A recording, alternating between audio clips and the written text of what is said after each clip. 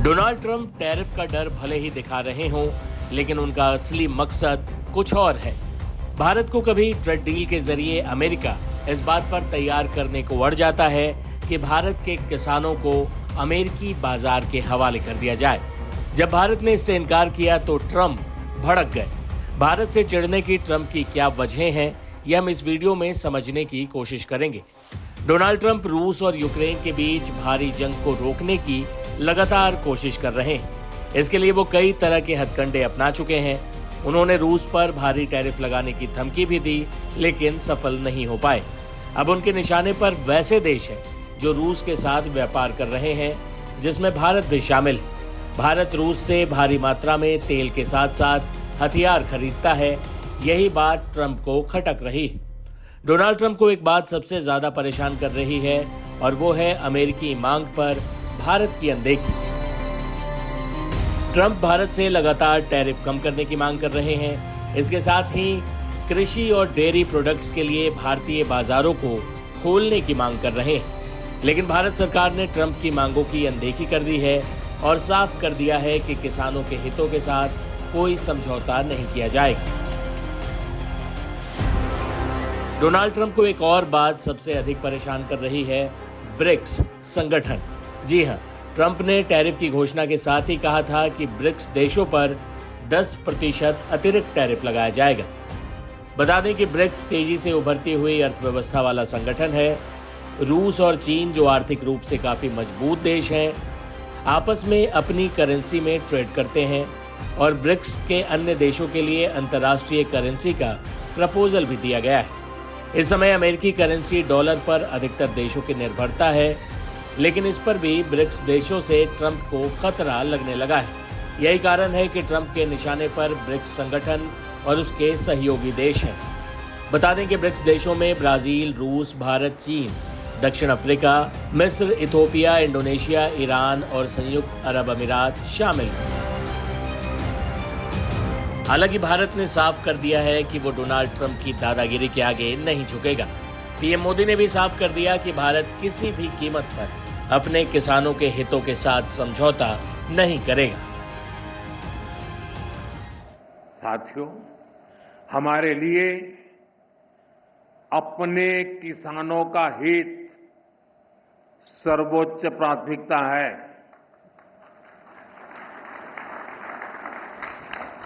भारत अपने किसानों के, पशुपालकों के और मछुआरे भाई बहनों के हितों के साथ कभी भी समझौता नहीं करेगा।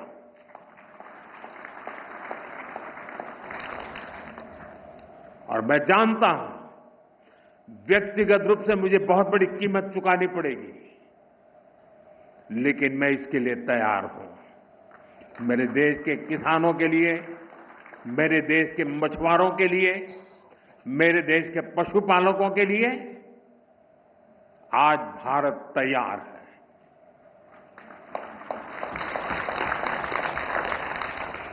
किसानों की आय बढ़ाना,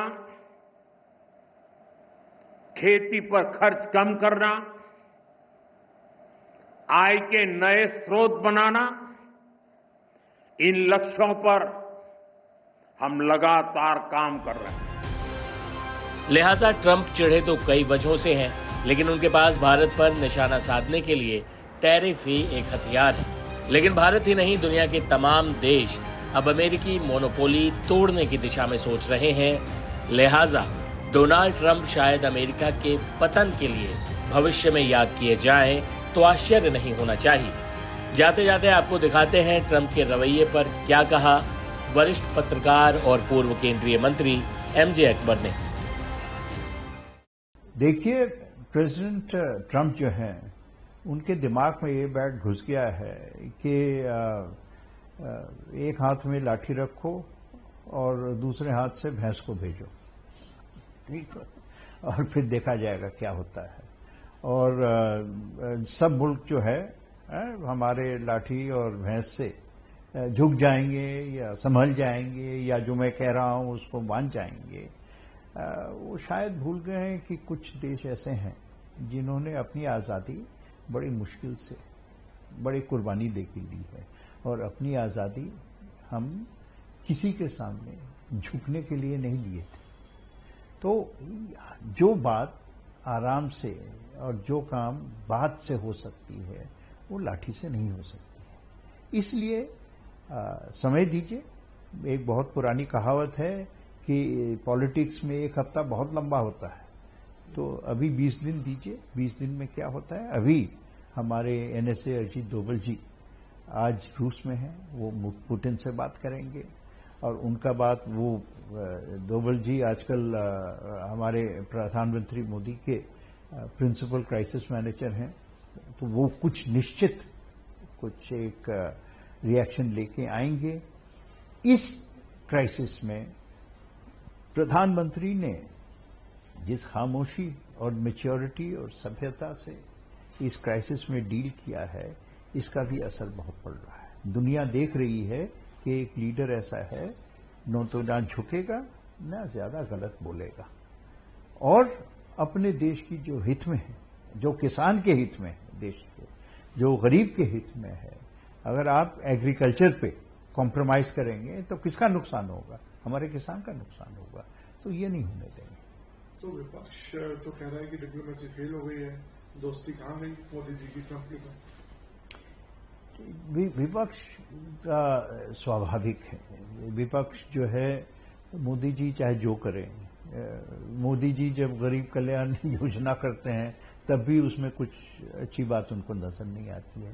विपक्ष अगर समझे कि डेमोक्रेसी में, जमहूरियत में जरूर आप सरकार के खिलाफ पॉलिटिकल लीजिए, सरकार को हरानी चाहिए, लेकिन जब देश के हित की बात आती है, जब ऑपरेशन सिंदूर की बात आती है, जब ऐसी ट्रेड टैरिफ क्राइसिस की बात आती है, तब देश को एक होना बहुत जरूरी है। और जब आप विपक्ष कहें, आप एक चीज याद रखें, आप सिर्फ विपक्ष के लीडर की बात करते हैं। विपक्ष का वोटर जो है इस मामले में मोदी जी के साथ है, अपने लीडर के साथ नहीं। आपको लगता है बीच का रास्ता जल्दी निकलेगा अमेरिका और भारत के बीच में? 20 दिन बाद, 20 दिन देखिए, 27 तक तो है। देखिए बहुत कुछ हो सकता है। 2 दिन पहले पुतिन ट्रंप के लिए बहुत बड़े दुश्मन थे। एक स्टीव विटकॉफ मॉस्को गया, आज खबर आई है कि ये अगले हफ्ते के अंदर बात करेंगे। तो उस बातचीत में क्या निकलेगा, उसका बड़ा असर पड़ेगा। अगर आप कह रहे हैं कि रूस के तेल लेने की वजह से आपके ऊपर ये टैरिफ लग रहे हैं, ये एक्स्ट्रा टैरिफ लग रहे हैं, जो भी हो रहा है, और कल आप रूस से समझौता कर लिए, तो फिर इसका तो कोई माने नहीं, कोई ग्राउंड नहीं रहा। और वैसे भी मैंने आपको कहा, ये तो ये डबल स्टैंडर्ड्स नहीं, ये ट्रिपल स्टैंडर्ड्स है। अमेरिका को तो, प्रेसिडेंट ट्रंप को तो खुद अमेरिका के ऊपर टैरिफ लगाना चाहिए क्योंकि वो यूरेनियम का एक एलिमेंट है जो आज तक रूस से खरीद रहे हैं। एक और चीज है पैलेडियम, वो आज तक खरीद रहे हैं। तो उनके लिए जो चाहिए वो खरीद सकते हैं, लेकिन दूसरे देशों चाहिए, हम तो भी अपने नीड के लिए कर रहे हैं ना, तो चाहिए तो हम नहीं कर सकते हैं। तो ये जो है ना, मैं कहता है वर्ल्ड ऑफ टू लॉज, ये नहीं चल सकता। आपने सर डिप्लोमेसी बहुत करीब से देखी है, भारत के लिए कितना बड़ी दिक्कत का विषय है इस समय? ये दिक्कतें आएंगी क्योंकि ये समय जो है, और इस समय ऑफ फ्लक्स एंड टर्बुलेंस, तो इसमें नेचुरली दिक्कतें आएंगी। लेकिन हम प्रधानमंत्री दिक्कतों को संभालने के लिए तो लीडरशिप बनाते हैं या देते हैं, और इस दिक्कत को जैसे प्रधानमंत्री मोदी ने संभाल रहे हैं, उसमें उनकी अपनी औकात तो बढ़ी रही है, लेकिन देश की जो दुनिया में इज्जत है, जो भारत की ताकत है, भारत के लोगों की ताकत है, उसका फिर से एहसास हो रहा है। और इसका मैं तो नाम देता हूं कि ये स्वदेशी फॉरेन पॉलिसी है। मैं आखिरी सवाल पूछता हूं सर, क्या हम लोग रशिया और चाइना के करीब आएंगे इन सारे मामला के बाद? और क्या अमेरिका के साथ जो हमारे संबंध 20-30 साल से बेहतर हुए, जैसा आपने अपने ओपनिंग रिमार्क्स में कहा, उसको काफी धक्का पहुंचा है? देखिए, हमारा जो है, हम अमेरिका के साथ भी बहुत अच्छा रिश्ता रखना चाहते हैं, हम अमेरिका के साथ अच्छा ट्रेड करना चाहते हैं, लेकिन एक तरफा वन वे स्ट्रीट पे कुछ नहीं चलता है। एक तरफा नहीं चलता है मामला। और वैसे भी हमारा रूस के साथ बहुत पुख्ता रिलेशनशिप है, चाहे जो कुछ को कह ले, अब वो रहेगा।